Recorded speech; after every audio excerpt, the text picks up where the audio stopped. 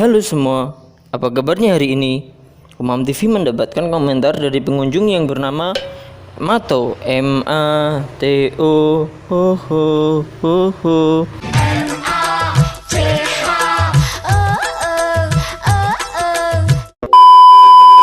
Beliau bertanya, apakah Abraham dan Musa adalah utusan Yesus? Kalau benar, kenapa Yesus membutuhkan utusan atau rasul? Bukankah Yesus mau turun sendiri ke dunia jadi manusia? Dan jika tujuan Yesus turun ke dunia jadi manusia hanya untuk diakui sebagai Tuhan oleh manusia, dengan embel-embel akan dimasukkan manusia ke surga bagi yang mengakui Tuhan. Lalu untuk apa menjadikan Musa dan Abraham atau Paulus menjadi rasul? Baiklah, dalam video ini saya akan menyajikan penjelasan dari dua doktrin teologi, yaitu penjelasan dari Islam dan Kristen secara akademik. Insya Allah, yuk kita simak intronya.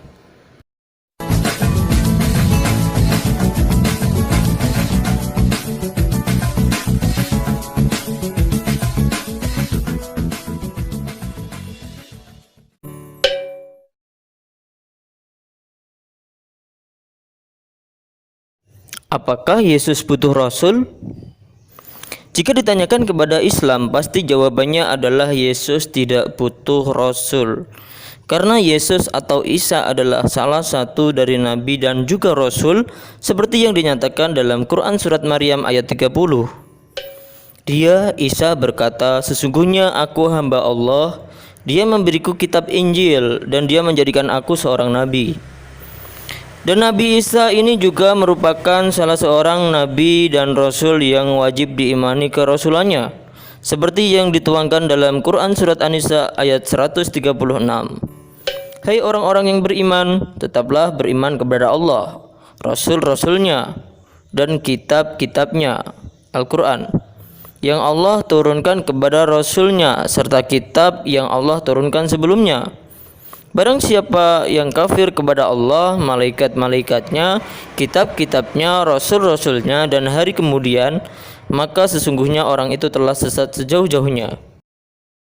Definisi rasul dalam Islam sendiri berbeda dengan rasul dalam Kristen. Dalam Islam, rasul adalah seorang hamba Allah yang diberikan mukjizat dan risalah, sehingga para rasul diperintahkan menyampaikan segala perintah dan hukum yang Allah sampaikan kepada Rasul untuk disampaikan kepada umat Rasul tersebut. Sedangkan para Rasul dalam agama Kristen adalah ke-12 murid Yesus yang dalam Islam disebut Hawariyun. Ke-12 murid Yesus dalam ajaran Kristen adalah terdiri atas Simon Petrus, yang menurut sebagian denominasi merupakan ketua para Rasul, Andreas, Yakobus besar, Yakobus kecil, Yohanes, Filipus, Bartolomeus, Matius, Thomas, Claudius, Simon, dan Yudas Iskariot. Sedangkan Musa tercatat dalam Alkitab Ibrani dan Perjanjian Lama di Alkitab Kristen. Musa sekalipun dikenal sebagai orang yang besar, sebagai seorang yang diutus oleh Tuhan untuk membebaskan bangsa Israel dari perbudakan Mesir dan menuntun Israel menuju tanah perjanjian, yaitu tanah Kanaan, juga memiliki kehidupan pribadi. Namun kehidupan Musa sendiri tidak banyak disebutkan dalam Taurat atau Torah. Hal ini dapat dimengerti karena Musa diakui sebagai pengarang atau penyusun kitab-kitab Torah dan dikenal sebagai seorang yang tidak menyombongkan diri, tidak akan berusaha menulis panjang lebar mengenai dirinya sendiri. Jika ditanya apakah Abraham dan Musa utusan Yesus, dalam ajaran Kristen Abraham tidak disebut sebagai nabi atau rasul. Tetapi Abraham dianggap sebagai bapak rohani dari banyak orang Kristen. Dalam Yahudi, Abraham disebut sebagai bapak kami Abraham, Avraham Avinu, sebagai penanda bahwa sosoknya berperan sebagai leluhur biologis bangsa Yahudi dan ayah dari agama Yahudi. Islam memandang Abraham atau Ibrahim sebagai teladan dan ajaran yang dibawa Nabi Muhammad SAW sebagai kelanjutan ajaran Abraham. Menurut Alkitab, Abraham dipanggil Allah dari Mesopotamia ke negeri Kanaan sekitar tahun 2000 sebelum Masehi. Abraham diminta mengakui bahwa Yahweh adalah Tuhan dan otoritas tertinggi satu-satunya dan universal. Dan untuk itu Abraham akan diberkati dengan keturunan yang tak terhitung banyaknya. Kehidupannya yang dikisahkan dalam kitab Kejadian pasal 11 25 dapat mencerminkan berbagai tradisi.